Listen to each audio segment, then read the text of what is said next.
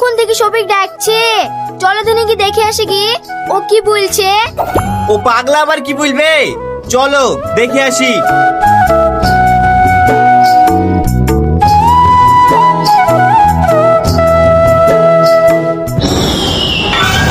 এই টুলের উপর দাড়ি, হাতে দড়িলি ওইভাবে চাচাছি কেনে? আব্বা আমি করে দইনি মরবো, কিভাবে পাইছি দই বুঝতে পারছেন নি, তুই পাঁচটা দিনাও তো। ও তুই গলায় দড়ি দিবি না, টুল থেকে নাম, আমি ফাইজদা শিখে দিছি। এই প্রতিদিন পাগলামো করার জায়গা পাসনি, চ হাট বাড়ি। না আমি বাড়ি যাব না, আগে আমার বিয়ে দিবা কিনা তাই বললো। এই ছোড়া তোমাকে বিবি করি পাগল করে দিল রে। এই তোকে বলিনি যতদিন তুই আমার সাথে মাঠে কাজ করবো না করবি ততদিন তোর বিয়ে দেবো না। ওগো তুমি ছেলেটাকে ওরকম করছো কেন? তুমি মাঠে নিয়ে যাবা, তারপর তো কাজটা শিখবে। এই তোর ছেলেকে কাজের কথা বলিসনি তো, সেদিন ধান লাগাতে লেগি ধান উল্টো করে পুঁতিছিল। আব্বা এরকম ভুল আমার আর জীবনে হবে না, আমি মাঠে তোমার সব কাজ করবো, তাহলে তুমি আমার বিয়ে দিবা তো? হ্যাঁ দেবো।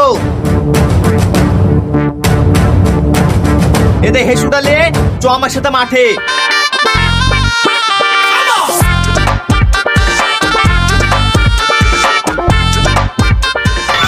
কিরে সর্বনাশ, ছাগলগুলি কি করছে রে? কার ছাগল রে? এই শফিক ছাগলগুলি বেরাই তো। ঠিক আছে আব্বা যাচ্ছি, শালা ছাগলের কিছু বলি রে। এই শফিক তুই করছিস কি? ছেড়ে দে ছাগলটা মরে যাবে। কেন আব্বা, তুমি তো বললে ছাগল মারতে, তার লাগি তো মারছি। এই তোকে ছাগল মেরে খেতে দিতে বলেছি, গলা টিপে ধরে মারতে বলেছি নাকি? এক্ষুনি মরে গেলে যে অনেক টাকা জরিমানা লাগতো। তাহলে আব্বা আমার ভুল হয়ে গেছে। আর কত ভুল করবি? চল।